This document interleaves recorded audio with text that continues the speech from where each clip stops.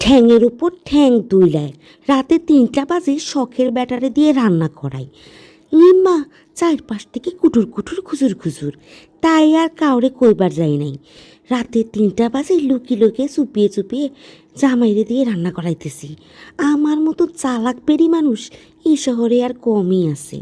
বেটি মাইসে 24 ঘন্টা জামাইয়ের জন্য রান্না করলে সেটা হয় সংসারী, আর যদি বেটা মাইসে একবেলা রান্না করে খাওয়ায় সেটা হইল বউ পাগল। হাই রে, বেটা মানুষ কেন যে কোনো কিছু ঠিকঠাক মতো করতে পারে না। আসসালামু আলাইকুম, সবাই কেমন আছেন? আশা করি সবাই ভালো আছেন।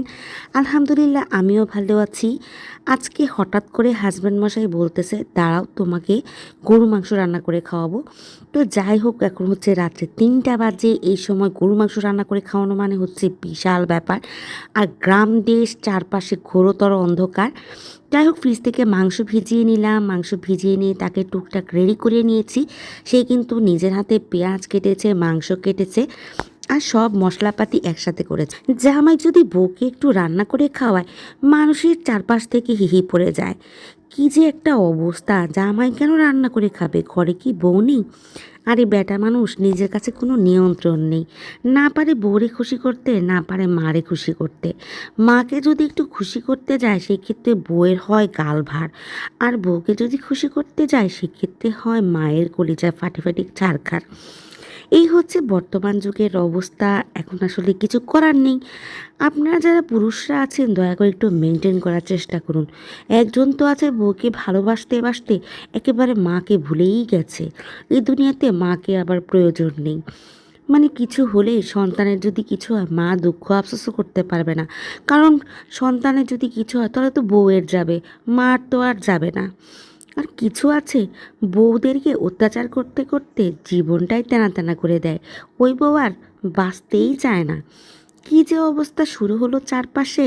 এখন শুধু অধিকার অধিকার, কেউ চায় বউয়ের অধিকার, কেউ চায় মায়ের অধিকার। এই অধিকারে গেরা করে ভাই আমি নেই। আমার জামাই বলতেছে গরুর মাংস দেখো আজকে এমনভাবে রান্না করব, খেয়ে মনে হবে যেন আরও কয়েকশো বার খাই। যাই হোক, বেচারা খুব আদর যত্ন ঢং করে রং করে আমাদের জন্য গরু মাংস রান্না করতেছে। অল্প অল্প মশলা দিচ্ছে, চিন্তা করতেছি এতগুলা মাংস, যেগুলা কিন্তু আমরা আবার গিফট পেয়েছি। তো সেগুলো হচ্ছে আমার রান্না করতেছে। মরিচের গুঁড়াটা একটু বেশি দিয়েছে, হলুদের গুঁড়া একদম কম দিয়েছে, আদা বাটা রসুন বাটা সব কিছু দিয়ে ভাবতেছি আল্লাহ এগুলো কি খাওয়া যাবে কি না। কী যে করতেছে বলার মতো না। চারপাশে থেকে তাদের যে দর্শক আছে, দর্শকগুলা যে কী দুষ্টামি করতেছে।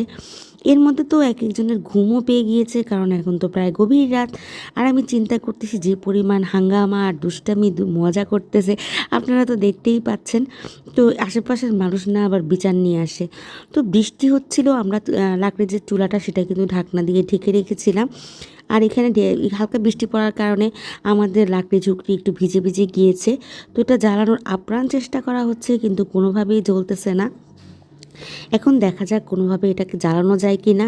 আর এই যে চুলায় আগুন দিয়ে দেওয়া হয়েছে, তো একটু একটু করে জলে আবার একটু আবার নিভে যায়। তো মোটামুটি কিন্তু শেষমেশ আগুন জ্বালানো হয়ে গিয়েছে আর সুন্দরভাবে জ্বলে উঠেছে। কী যে সুন্দর, মানে ধোঁয়ার গন্ধ। আর এদিক দিয়ে আমার ছেলে আর তার কাকা মিলে ফটো সেশন করতে ব্যস্ত। এত রাতে পাগলামি করার কোনো মানে হয়? পাগলামি তো পাগলামি, যেমন তেমন পাগলামি নয়। এদিকে কিন্তু আমার হাজব্যান্ড মশাই পুকুরে গিয়েছে পানি আনতে। বেচারা পানি আনার সিস্টেম বুঝে না। তো পরে কলসি দিয়ে পানি আনার পরে বললাম একবার যেহেতু কষানো হয়েছে অল্প একটু পানি দাও। সে একেবারে কলসির সব পানি উপর করে ঢেলে দিয়েছে। ঢেলে তো মানে খুব ভাব নিচ্ছে যে আমি রান্না করতেছি। অ্যাকচুয়ালি লাকড়ি নিয়ে 1 ঘন্টা পর্যন্ত আমি জাল দিয়েছি। মাঝখান দিয়ে এসেছে বলে দাও দাও আমি একটু করি। তা আমি অবশ্য তাকে নির্ভয় দিয়েছি, সেটা হচ্ছে যদি মাংস রান্না ভালো না হয় তাতেও তোমাকে কোনো দোষ দিব না, আর যদি রান্না ভালো হয় তাতেও আমি কোনো ক্রেডিট নিব না। এত সুন্দর কালার, যেমন সুন্দর গন্ধ, তেমন আর কি মানে টেস্ট হয়েছে যে বলার মতো না। দেখেন কত সুন্দর লাগতেছে। যদিও এখন অনেক রাত, আলোর কিন্তু অনেক অভাব, যার কারণে বোঝাও যাচ্ছে না কীরকম মজা হয়েছে। আমার হাজব্যান্ড ফু দিয়ে দিয়ে প্রথমে ভাইকে খাওয়ানোর চিন্তা করতেছে যে অনেক গরম, আমার তো চুলা থেকে নামিয়েছে। আর উষান কিন্তু অলরেডি ঘুমিয়ে গিয়েছে। তো ভাইরে দিতেছে, ভাই হাসতেছে, মজা করতেছে। এই দেবরটা না যা দুষ্টামি করতে পারে, ও গরম গরম মুখে দিয়ে দেওয়ার পরে কি যে একটা অবস্থা। আমি ভয়েস দিতে যে এখন আমার প্রচণ্ড পরিমাণ হাসি পাচ্ছে। অনেক দিন দুষ্টামি করি না। ও যখন আগে গ্রামে ছিল আমরা এই ধরনের মজা করতাম, প্রচুর পরিমাণে মজা করতাম। এখন এই মজাগুলো আর হয় না। তো আলহামদুলিল্লাহ ও আসার কারণে আমাদের আরও বেশি সেই আগের দিনগুলো ফিল করতে পারতেছি, মজা করতেছি। এত বেশি ভালো লাগতেছে যে বলার মতো না। হাজব্যান্ডের হাতে রান্না খাওয়ার সৌভাগ্য আসলে সবার হয় না, সবাই খেতে পারে না। আর খেতে পারলেও সবসময় দেখা যায় যে হাজব্যান্ডের ভিতরে সেই ভালোবাসাটা থাকে না। আলহামদুলিল্লাহ ভালোবাসা, যত্ন, আদর সব কিছু নিয়ে কিন্তু ভালো আছি। জামাই তো কি মজা করতেছে দেখেন, কত দুষ্টামি করতেছি আমরা, আপনাদের হয়তো বুঝাতে পারতেছি না।